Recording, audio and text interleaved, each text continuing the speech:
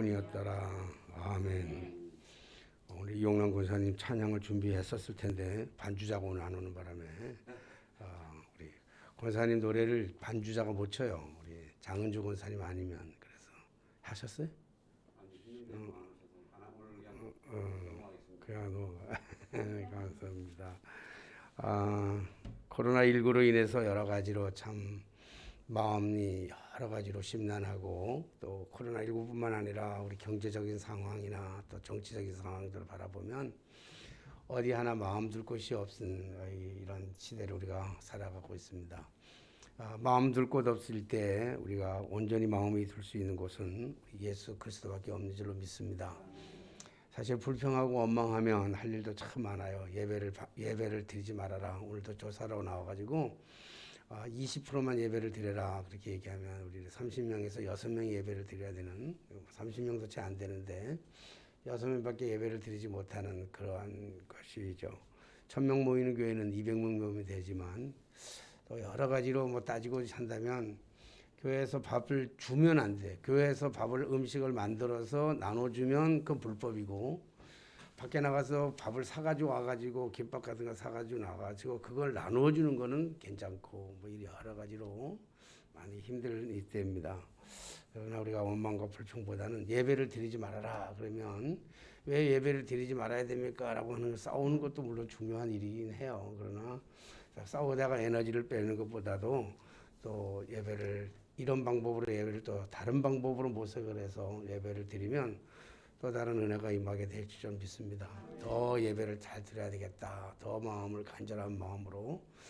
제가 유튜브를 잘 안 봐요. 원래 컴퓨터나 또 핸드폰을 잘 안 보는데 제가 오래간만에 제 설교를 한번 보려고 유튜브에 들어갔더니 지금 누군지 모르겠어요. 이름을 별님이라네요. 별님인가 뭐 햇볕님인가 뭐 그런 분이 거기다가 댓글을 달아놨는데 30년 전에 목사님 그대로의 모습입니다. 30년 대 아는 사람인 것 같아요. 30년 동안 우리가 왕래가 없었는데 30년 만에 목사님의 설교를 들어서 은혜가 됩니다. 감사합니다. 아마 추수감사절 때부터 예배를 드렸지 않았나 이렇게 생각이 드는데 이런 걸 통해서 우리가 오랫동안 떨어져 있던 사람들도 예배를 어려우니까 예배인데 우리가 또 다음은 더 500명 이상씩 나온다 그러니까 여러분 각자 잘 조심하시고 또 우리 예배 정부 시책에 또 무조건 반대하는 것만은 아니라 왜 20%인지 잘 모르겠어요. 잘 모르기는 우리 같이 이렇게 방역을 철저히 하고 딱 공기로 환기시키고 이렇게 띄엄띄엄 앉아 있는데도 이것이 불법이라 그러면 저 마음이 많이 아픕니다만은 그러나 아픈 것만 가지고 우리가 토로할 것이 아니라 또 위기를 기회로 극복하는 그런 아름다운 지혜가 우리에게 분명히 있어지게 될 줄로 믿습니다. 오늘도 우리가 여러 가지 답답한 마음으로 예배를 드리지만 또 마스크 쓰서 말씀을 드려서 좀 발음도 어눌하지만 아무쪼록 오늘도 하나님이 우리에게 특별하게 주시고자 하는 은혜의 메시지가 있는 줄로 믿습니다. 메시지를 통해서 우리가 또 힘을 얻고 능력을 얻고 신앙의 본질이 무엇인지를 특별히 깨달아 알 수 있는 그래서 성숙한 그리스도인의 모습을 우리가 다시 한번 발견하는 귀한 시간 되시기를 주님의 이름으로 축원합니다. 모세의 소명, 모세의 사명은요 그냥 하루아침에 되어진 것은 아니고 하나님의 끈질긴 설득에 의해서 모세의 소명이 이루어지게 됩니다. 사실 모세는 뭐 하나님 나 불러주세요 그런 것도 아니고 하나님께서 모세를 찾아와 주셨고 하나님 모세를 부르셨고 그리고 하나님께서 모세에게 사명을 주셨어요. 그럴 때마다 모세는 나 이거 못합니다. 나 안 합니다. 이렇게 얘기를 하셨죠. 그러다가 하나님의 그 강력하고 끈질긴 계속적인 설득이 있어서 때로는 또 엄포도 하시기도 하고 때로는 능력을 주시기도 하고 때로는 지팡이를 가지고 또 뱀을 만들어라 하기도 하고 뱀을 만드는 것도 있고 손을 넣어서 가슴에 넣어서 손이 문둥병으로 바뀌기도 하고 깨끗하게 고침도 받기도 하고 하나님이 이런 여러 가지 방법을 제시하면서 또 모세가 부정적일 때마다 모세를 설득해가지고 결국은 모세가 설득당하고 그래서 그 애굽 땅에서 울부짖고 있는 그래서 하나님 앞에 부르짖어 기도하던 그들의 소리를 듣고 그들을 구원하시기 위해서 그는 장인 이드로에게 동의를 얻은 다음에 아내 시보라와 그의 아들들을 나타에 태워가지고 다시 이집트로 돌아가고 있는 광경이에요. 돌아가고 있을 때 오늘 주신 메시지는 그 과정에서 주는 메시지인데 24절부터 보면 모세가 길을 가다가 숙소에 있을 때 여호와께서 그를 만나사 그를 죽이려 하신지라 그랬어요. 하나님께서 모세를 지금 죽이려고 한다고요. 하나님이 많은 설득을 통해서 훈련을 시키고 준비해서 많고 많은 사람들 가운데 왜 하필이면 모세였을까? 늘 모세도 그렇게 생각하는 거 아니에요? 왜 나였습니까? 나 말고 다른 사람을 보내셔서 그랬는데 안 가겠다고 하는 사람, 못 하겠다고 하는 사람 굳이 하나님께서 들어쓰셔가지고 설득하셔가지고 그리고 이집트 땅으로 가고 있는 애굽 땅으로 가고 있는 모세를 지금 죽이려고 하는 하나님의 그 모습이 잘 이해할 수가 없는 모습이에요. 왜 죽이려고 하는지 모르겠어요. 죽이려고 하려면 아예 처음부터 부르지 말든지 뭐 어떤 사람들은 그것은 실질적으로 그런 게 아니라 뭐 그냥 엄포를 놓은 거다 이거지. 우리 아이들이 말 안 들으면 너 죽을래? 그럴 땐 진짜 죽이려고 하는 게 아니라 가짜로 죽이려면서 엄포를 준다 하는 건데 하나님께서는 그렇게 엄포를 주고 가짜로 하는 것은 그런 건 아니겠어요. 하나님께서 모세를 선택하신 것이 그러면 하나님의 선택이 잘못됐냐고요. 하나님의 선택이 실수하셨겠어요? 오늘 이 본문의 말씀은 그래서 구약 성서 신학자들이 지금까지도 이 성경 구약 성경 중에서 가장 해석하기 난해한 설교, 해석하기가 가장 어렵고 난해한 부분이 오늘 이 말씀이라고 그래요. 이거 삽입구라고도 얘기하지만은 이 말씀이에요. 이 말씀이 왜 하나님께서는 모세를 통해서 죽으려고 했을까?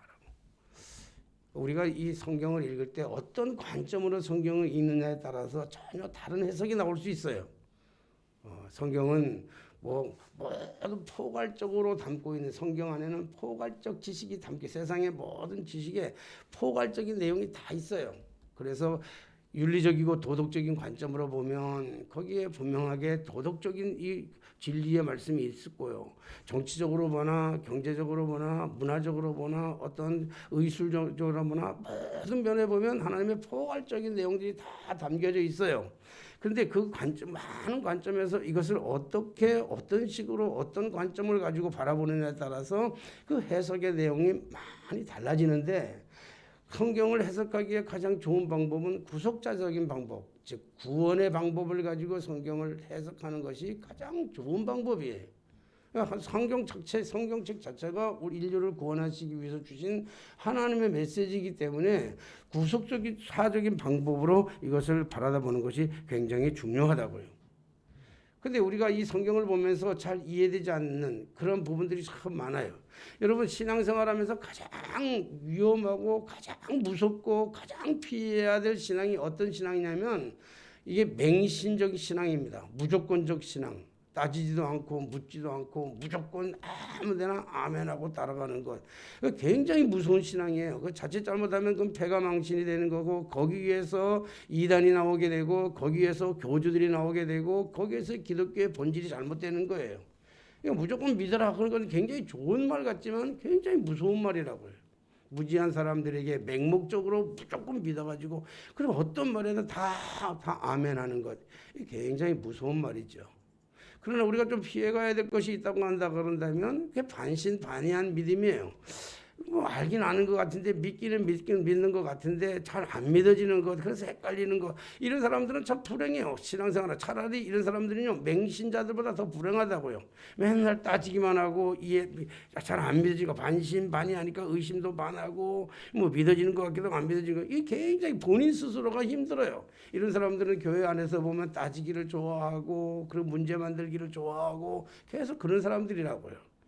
신앙적인 관점에서 본다면 이런 사람들도 별로 썩 좋은 건 아니에요.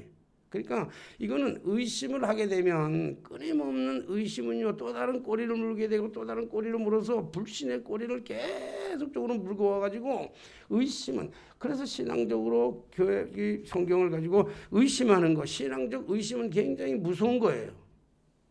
그러나 질문이라고 하는 것은, 올바른 질문이라고 하는 것은요, 성숙한 신앙인으로 나아가는 초석이 되는 거예요. 그러니까 잘 모르는 것들은 끊임없이 물어야 돼요. 왜 그런지, 왜 하나님의 그 마음. 그래서 우리가 끊임없이 묻다 보면 하나님의 성품을 우리가 알 수 있게 되는 거예요. 성품을. 그래서 우리가 잘 모르는 거는 무조건 믿어라. 그래서 무조건 믿어. 그리고 무조건 믿는 건 굉장히 위험한 거고, 모를 때는 물어야 되고 따져야 되고, 그리고 의심으로 가는 게 아니라 질문을 통해서 왜 그랬을까라고 물어야 된다고 해요. 하나님께서 왜 그러면 이 모세를 왜 죽이려고 했을까라고 한다면, 문자적으로 우리 성경을 보면 그 이유는 뭐냐면 할례를 행하지 않았기 때문에 그런 거예요. 아들들을 할례를 행하지 않았었다라고 하는 그 단순한, 성경에 보면 단순하게 그렇게 돼 있어요. 그래서 시보라가 자기 아들을 할례를 시키는으로 말미암아 그다음에 죽음의 사자가 모세를 놓아주었다라고 이렇게 성경에 말씀하고 있는 거 보면 할례를 행하지 않았기 때문에 그렇다라고 하는 거예요. 그러면 왜 모세는 자기의 아들들에게 할례를 행하지 아니했을까라고 하는 또 다른 질문을 낳게 되는 거예요. 그래서 오늘 크게는 저는 오늘 본문의 말씀 보면서 크게 두 분류예요. 하나는 꼭 그런 생각을 해보면서 크게 두 가지로 이렇게 나눌 수가 있는데, 첫째는 그러면 모세는 왜 아들들에게 할례를 행하지 않았을까라고 하는 궁금증을 가지고 접근에 들어가기 시작했어요. 그러면 시보라는 할례를 행해야 되는 걸 알면서, 그래서 모세를 죽이려고 하니까 이 시보라는 바로 할례를 행함으로써 그 표피를 가지고 모세 발 앞에 던지면서 당신 내 피난편이라 그렇게 얘기하는 순간에 그의 모세의 죽음은 면하게 되었다고요. 근데 시보라는 알고 있었는데 왜 모세는 그럼 몰랐을까? 하나님의 위대한 선지자, 하나님의 거룩한 일을 만드는 모세는 왜 몰랐을까라고 하는 것을 질문하지 아니할 수가 없어요. 우리가 모세의 출생에 대해서 잘 알고 있잖아요. 모세는 레위 남자가 레위 여자에게 장가들어 난 아들이 누구냐면 모세라고요. 그러니까 레위 남자가 레위 여자에게 장가들었다 하는 얘기는 뭐냐면 히브리 정통적인 가정에서 태어났다. 그러니까 히브리 가정에서 태어난 정통적인 히브리의 아들이에요. 근데 우리가 잘 알다시피 애굽의 바로왕이 그때 사내야가 나이면 다 죽여야 됐으니까, 불행하게도 모세는 걸음마도 떼기 전에, 말도 배우기 전에, 걸음마도 떼기 전에 갈대 상자에 담겨져 가지고 버림받았어요. 나일 강가에.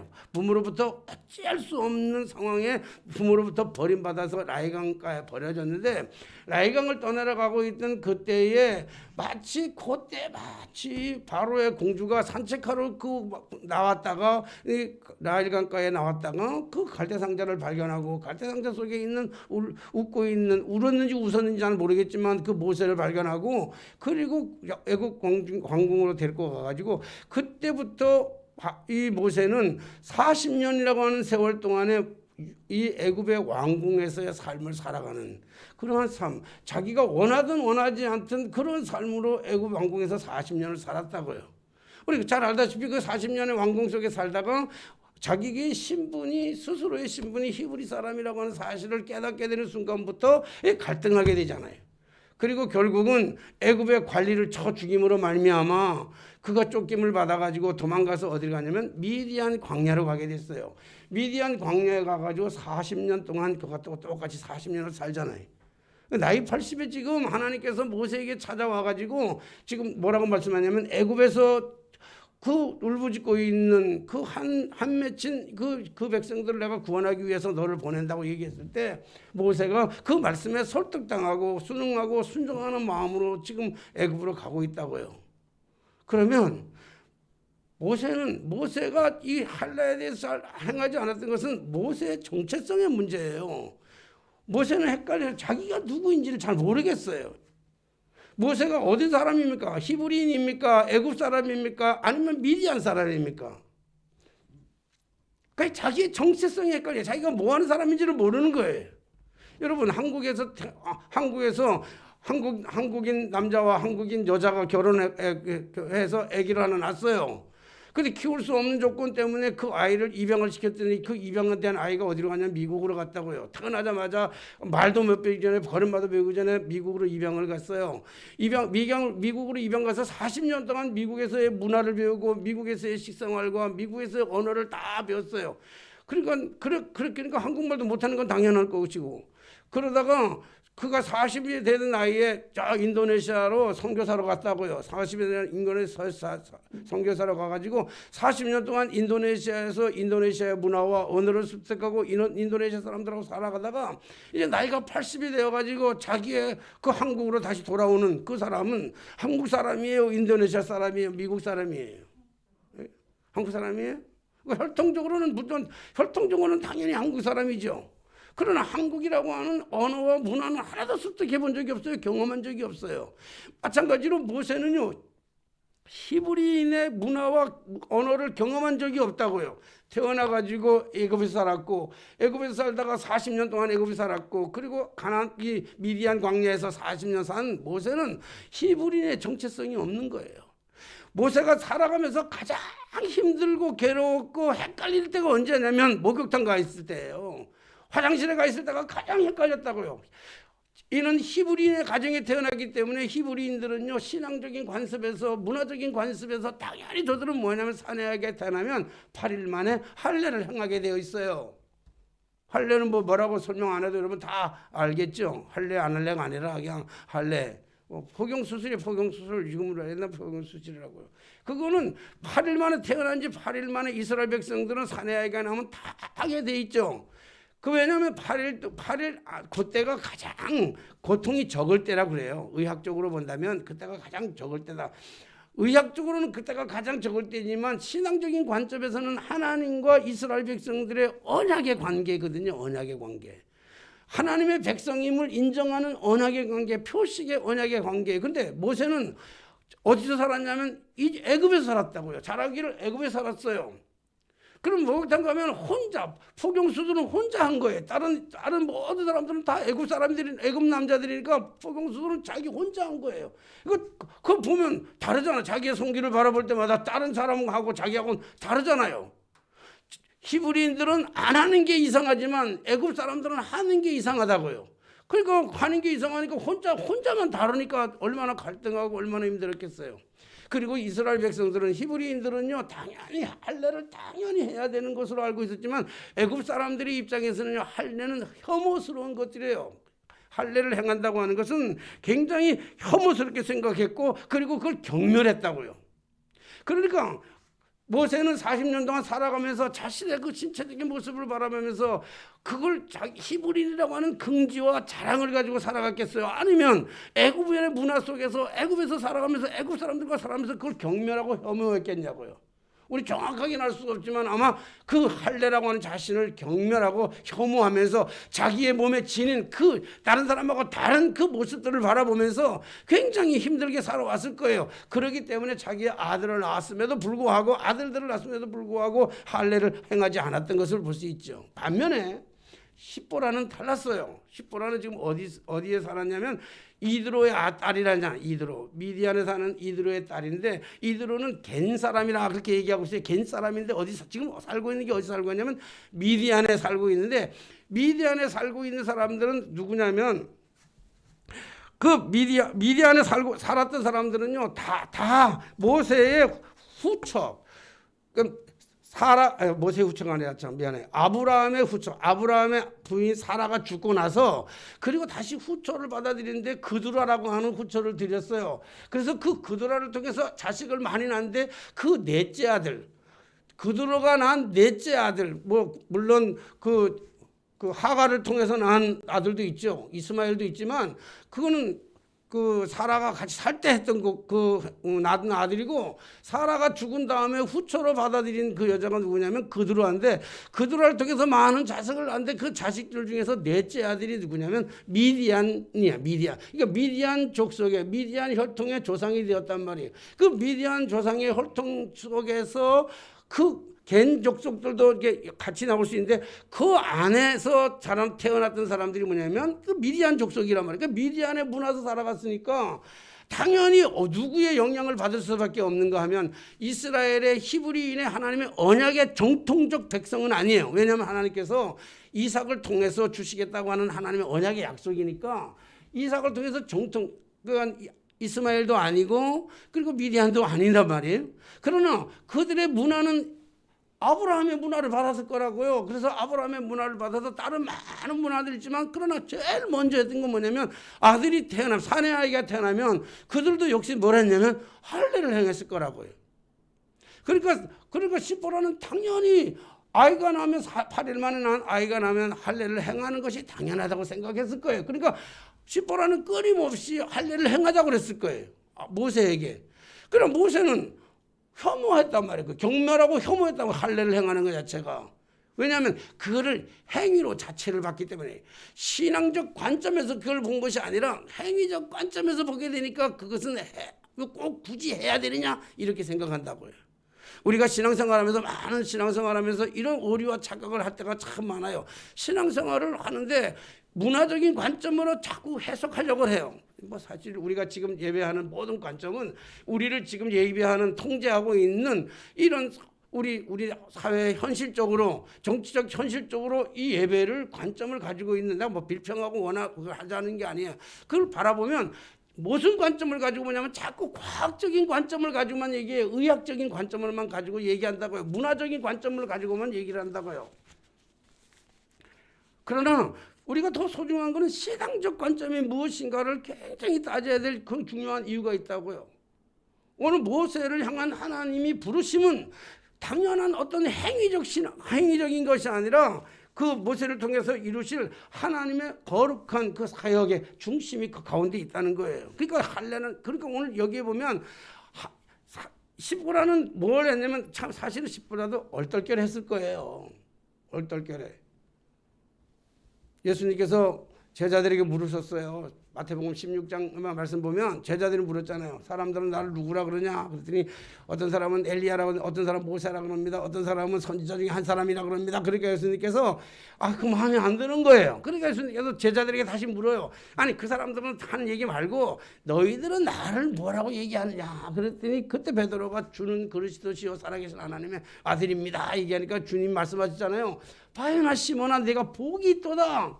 이것을 내가 알게 한 것은 네 혈육이 아니라 하늘에 계신 내 아버지시니라 그렇게 얘기했잖아요. 그러니까 베드로도 얼떨결에 대답했는데 정답이었어요. 얼떨결에. 그러니까 오늘 십보라도 어쩌면 얼떨결에 모세를 자기 남편을 죽이려고 하는 하나님의 사자의 모습을 바라보면서 왜 죽여야 되는지는 모르지만 얼떨결에 할 수 있는 가장 귀한 건 뭐냐면 할례를 행하는지도 몰라요. 근데 오늘 할례의 진정한 의미를 우리가 알아야 되는 것이죠.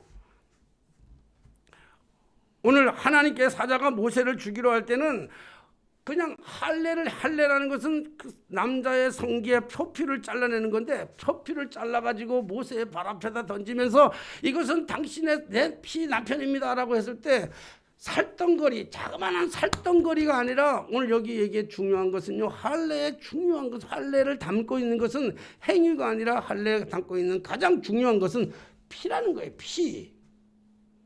오늘 피가 뚝뚝 떨어지는 그 피의 현장에서 그걸 바라보는 거예요. 그 피라고 하는 것은 성경에 얘기할 때 피는 뭘 얘기하냐면 생명을 얘기하기도 하고 구원을 얘기하기도 한단 말이에요. 그러니까 에덴 동산에서 아담과 하와가 죄를 짓고 그들이 떡갈나무를 가지고 치마를 해서 덮었을 때 하나님이 찾아오셔서 짐승을 잡아가지고 가죽옷을 입혔다 그랬는데 그 가죽옷 자체가 중요한 건지나 가죽옷을 만들기 위해서 짐승이 죽어야 하는 피가 뚝뚝 떨어지는 그것을 통해서 죄의 문제를 덮어주셨고 죄의 문제를 해결하신 하나님의 은혜가 그 안에 있는 거예요. 그러니까 할례의 진정한 의미 그 속에 담겨져 있는 중요성이 뭐냐면 언약의 상징입니다. 이것은 내 백성이라고 하는 상징뿐만 아니라 이것을 통해서 죽을 수밖에 없는 이 피를 통해서 구원하는 하나님의 구원의 생명이 그 속에 있다고 하는 것이죠. 그러니까 레위기 성경을 읽어보면 레위기 성경은 성경 읽다가 제일 힘든 게 레위기 아닙니까? 레위기 읽다가 마음 잡고 창세기 출애기까지는 은혜 잡고 다 올해 이제 새해가 딱 들으면 다 마음가짐하잖아요. 올해는 필요 없이 내가 성경 일독을 하리라 마음 딱 먹고 창세기 출애기 딱 읽다가 레위기 중간쯤 읽다가 아닙니다. 그리고 그 저번 적이 참 많잖아요. 그러니까 레위기는 뭐냐면 전부 다 제사 아닙니까? 제사라고 하는 게 뭐냐면 전부 짐승들을 잡아 죽이는 거잖아요. 짐승들 잡아 죽이니까 짐승들의 피가 낭자한 거예요. 낭자한 거예요. 그 피가 무슨 걸 상징하냐면 구원을 상징하는 거예요. 그런데 그것을 그냥 형식적으로 본다면 그 비린내 나는 거고 지저분하고 피의 투성이 지저분하고 이렇게 보면 안 되는 거잖아요. 그래서 레위기 17장 10절에 11절에 보면 그렇게 말씀하고 있어요. 육체의 생명은 피에 있음이라. 내가 이 피를 너희에게 주어 제단에 뿌려 너희 생명을 위하여 속죄하게 하였나니 생명이 피에 있으므로 피가 속죄하느니라 그랬어요. 피가 속죄하느니라 그랬어요.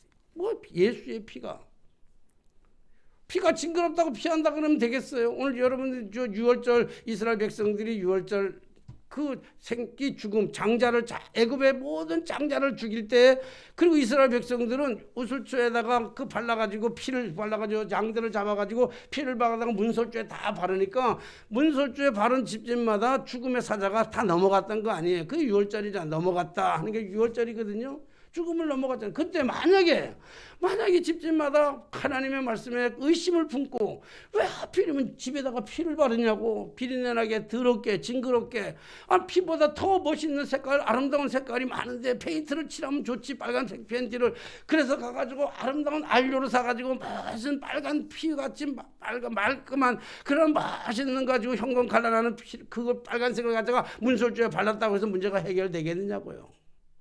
안 되는 거예요. 피 외에는 안 되는 거예요. 피 외에는.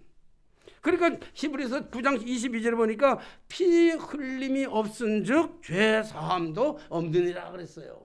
예수 그리스도의 피의 공로가 아니면 우리는 살아갈 길이 없다고 하는 말씀을 해주시는 거예요. 오늘 본문의 말씀은 정말 난해한 말씀인 것 같지만 사실 구속자적인 입장에서 바라보면 해석하기가 너무 쉬운 거예요.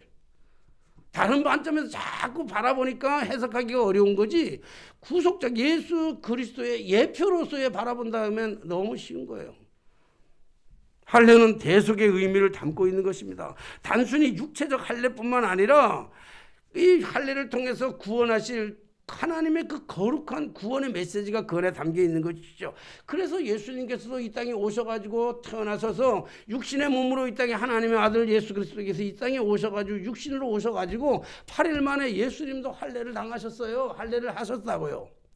그리고 예수님의 그 할례는 그 8일째 되는 할례는요 육체적 할례였지만 예수님의 완전한 할례 그러니까 할례의 완성은 어디서 이루어졌냐면 십자가에서 이루어진 줄로 믿습니다. 십자가에서 대속의 피 십자가로 말미암아 모든 문제가 해결됐단 말이에요. 그러니까 모든 문제의 해결은 어디냐면 예수의 피가 있는 거예요. 예수의 피. 예수 외에는 없어요. 예수 외에는 다른 길은 없는 줄로 믿습니다. 오늘 이 말씀을 보면서 저는 오늘 예수의 피, 예수의 보혈, 예수의 구원, 오직 예수만이 우리의 구원자라고 하는 사실, 예수의 십자가상의 그 은혜. 사실 우리가 강림절을 기다리면서 이 강림절을 지내면서 성탄절 그러면 자꾸 아기 예수로 오신 그 예수에 대한 기억만 가지고 자꾸 마귀의 전략이에요. 이거는. 마구간에 오신 아기 예수님만 자꾸 생각한다고요. 근데 더 중요한 거는 예수님이 이 땅에 오신 본질적인 목적이 뭐냐고. 예수님이 이 땅에 오신 본질적인 목적은 다름이 아니라 죽기 위해서 이 땅에 오신 십자가에서 오신 예수 그리스도의 대속의 은혜인 줄로 믿습니다. 만약 예수님께서 십자가를 지시지 않았다고 한다면 예수님이 이 땅에 오신 의미가 무슨 의미가 있겠냐고요. 또 이렇게 잘못 지금 인터넷 설교이기 때문에 굉장히 중요해. 그 앞에 거 띄워버리면 우리 선생님 한 분이 제가 존경하던 선생님이었는데 선생님 한 분이 그 강의를 하는 도중에 녹음을 했는데 녹음하면 안 되는데 녹음을 했는데 강의하는 도중에 뭐냐면 히브리서에 보면 황소의 피로도 그리고 염소의 피로도 우리가 구속할 수가 없고 예수의 피만이 구속할 수 있다. 그렇게 그런 본문이 있어요. 그거 가지고 얘기할 때 예수의 피가 인류를 구원하지 못했다면 그에게 예수의 피가 인류를 구원하지 못했다면 인간의 죄를 구원하지 못했다면 그 피는 짐승의 피와도 같다. 이렇게 얘기했어요. 그 얘기는 뭐냐면 짐승의 피란 얘기가 아니라 예수의 피가 인류를 구원한 피다 이 얘기를 한 거예요. 근데 앞에 걸 띄워버렸어. 응? 예수의 피가 인류를 구원하지 않았다면 그걸 딱 녹음해서 딱 편집을 해버리고 뒤에 것만 하니까 무슨 말이 돼요? 예수의 피는 짐승의 피다 이렇게 돼버린 거예요. 그러니까 이단으로 몰려가지고 그 쫓겨난 선생님이 한 분 계셔요. 그러니까 요즘 참 이 말이라는 게 굉장히 중요해요. 우리가 현장에서 예배 드리는 것도 굉장히 중요하지만 이 또 녹화해가지고 예배를 드리는 거 굉장히 중요해요. 또 그래서 제가 이 마스크를 쓰는 거예요. 우리끼리 있다면 여러분 제가 마스크를 벗는다고 여러분들이 뭐라 그러겠어요? 아무도 뭐라 그럴 사람 없잖아요. 근데 이거 뭐 전국으로 나오면 대부분의 또 이제 안티 크리스찬들은 또 보면서 마스크 안 썼다고 또 얘기할 거 아니에요. 이거 말을 참 조심해야 되긴 하는데 중요한 건 뭐냐면 오늘 예수 그리스도의 구속의 은혜 할례 오늘 진정한 의미는 할례 완성은 십자가에서 있기 때문에 예수의 그리스도의 오심이 중요한 것은 십자가를 지셨기 때문에 중요한 것이고 부활이 중요한 것은 예수 그리스도의 십자가의 은혜가 있기 때문에 중요한 줄로 믿습니다. 죽음이. 그럼 오늘 여기서 가장 중요한 핵심 하나를 우리가 짚고 넘어간다면 아까 얘기했잖아요. 할례 모세를 왜 죽이려고 했을까라고 하는 의미에서 모세는 할례의 중요성을 몰랐어요. 할례의 의미를 몰랐어요. 할례의 신앙적 가치를 몰랐고 할례를 통해서 하나님의 언약의 백성으로서의 체계를 몰랐기 때문에 그런 거예요. 그게 첫 번째 이유라면 또 하나의 이유는 뭐 그런 건 아니지만 이 묵상을 통해서 깨달은 건데 오늘 하나님께서는 왜 모세를 그렇게 설득하셔가지고 그렇게 만들어가지고 그렇게 오랫동안 기다려가지고 그래서 이스라엘 백성의 지도자로 삼으셔가지고 이스라엘 백성들을 이 구원할 사람 만들었는데 왜 길을 가다가 이 숙소에서 모세를 죽이려고 했을까? 계속 끊임없는 묵상 속에서 깨달은 것은 이런 거예요. 하나님은 모세가 너무 중요해. 그래서 모세에게 공을 들였어요. 모세를 사랑했어요. 그런데 그 안에 뭐냐면 하나님의 또 하나의 마음은 뭐냐면 너 안 이래도 돼. 너를 통해서만 구원하는 게 아니야. 너 없어도 돼. 모세를 왜 나입니까? 끊임없이 그랬어요. 왜 다른 사람 보내줘 나 말고요. 사랑하신 여러분, 오늘 우리가 주님 앞에 봉사하면서 왜 하나님은 나를 불러가지고 귀찮게 하시는지 모르겠다고 하니 왜 나를 쓰시려고 하는지 모르겠다. 왜 하필이면 나야. 이렇게 우리가 불평하고 원망할 때 참 많아요. 그럴 때마다 하나님 말씀하세요. 너 안 이래도 돼 자식아. 너 파고다교회 너 안 이래도 충분해.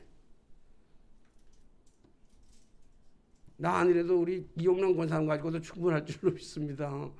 안 될 게 뭐 있어. 하나님이 하시면 다 되는 거야. 하나님이 하시면. 모세의 마음속에는 그런 마음이 있지 않았겠냐는 거예요. 확실한 건 아니지만 그런 건 아니겠냐 말이었다. 자기가 최고인 줄 알아. 내 아니면 아무것도 안 돼. 내가 다야. 내가 다. 나 아니면 이스라엘 백성들을 구원할 수 없어. 천만의 만만의 말씀입니다. 우리가 신앙생활에서 크게 가지고 있는 그 편견과 그 오류와 그 착각이 정말로 교만하게 만들고 어리석게 만드는 거예요. 나 아니라 돼. 충분하게 돼요. 어떤 방식으로든지. 하나님은 다른 게 아니라 나를 책망하시는 하나님의 음성으로 들리더라고요. 그래, 너 아니라도 충분할 수 있어. 하나님의 구원의 역사는. 그리고 구원은 모세를 통해서 이루어지는 것이 아니라 예수 그리스도를 통해서 이루어지는 줄로 믿습니다. 그러므로 우리가 십자가의 은혜, 구속의 은혜를 예수 그리스도의 구속의 은혜를 버린 자, 잊어버린 자, 착각하고 사는 사람, 망각하고 사는 사람은요, 주님은 용서하지 않아요. 언제든지 치셔요. 언제든지 걷어내시고 언제든지 버리실 수 있어요. 하나님은. 가장 중요한 것은 내가 능력이 있느냐, 내가 능력이 없느냐, 내가 얼마나 가지고 있느냐, 내가 얼마나 배우고 있느냐, 그것이 중요한 게 아니라 내가 오늘도 십자가의 은혜를 깨닫고 살아가느냐, 아니면 오늘도 내가 주님의 그 구속의 은혜를 우리가 사모하며 살아가느냐, 여기에 우리의 신앙의 판가름이 있는 줄로 믿습니다. 강림절은 단순하게 예수 그리스도를 기다리는 절기가 아니에요. 무엇을 기다립니까? 기다리는데 강림절이라는 것은 기다린다는 거예요. 성탄절까지 이제 기다린다는데 뭘 기다리는 거예요? 제가 우리 이거 지난번에 제주도 가가지고 우리 감독님이 우리 이 강림절주 4주 동안에 우리 감리교가 뭔가 좀 새로워져야 되지 않겠냐, 뭔가 변해야 되지 않겠느냐. 뭐 감독님이 되시면 자꾸 뭘 하려고 하시는 마음들이 있나 봐. 그래서 감사들한테 뭘 자꾸 그래서 이거 하나 만드는데 감리교회가 달라지겠습니다. 감독님은 계속 감리교회가 달라지겠습니다라고 하는 이 문구를 만들자는 거였는데 저를 비롯해서 모든 감사들이 좀 뭔가 말씀이 좀 아니다. 달라지기 뭘 달라지느냐.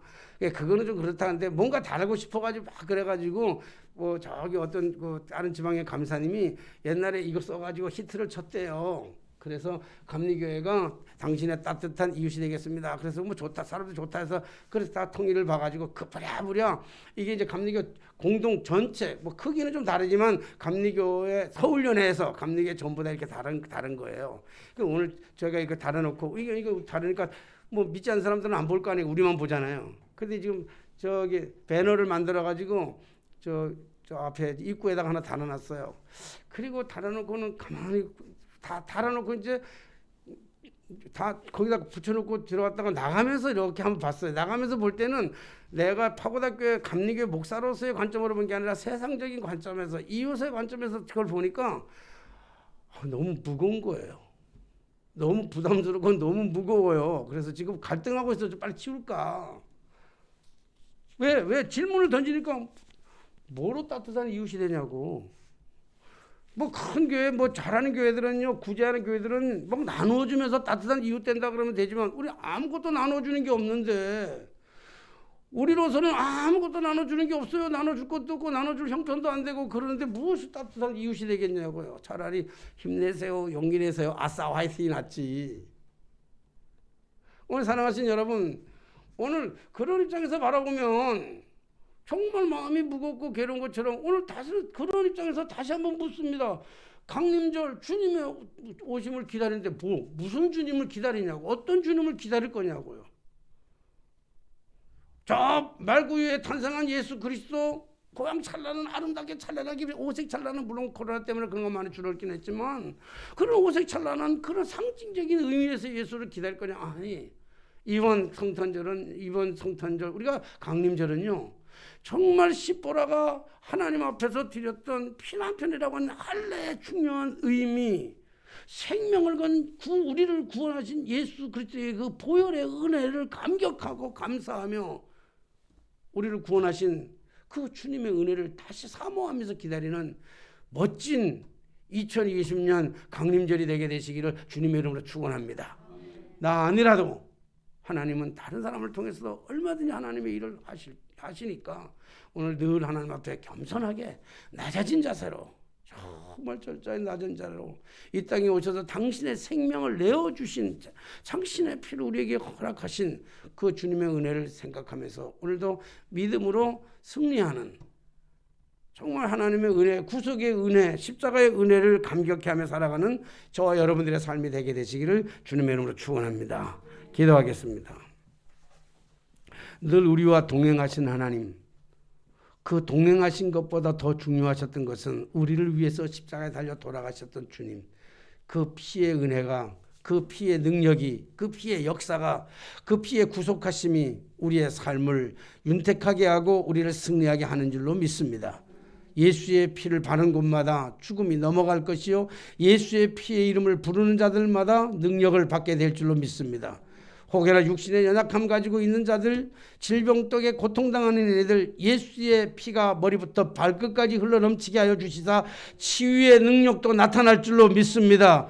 기적의 삶이 나타날 줄로 믿습니다. 경제적 어려움도 그리스도의 능력 안에, 피 안에 모두가 있는 줄로 믿사오니 주의 강림을 기다리는 저희들 아버지 하나님, 십자가의 은혜를 사모하고 십자가를 붙잡고 기다리는 저희 모두의 삶이 되게 하여 주옵소서. 예수님의 이름으로 기도하옵나이다. 아멘.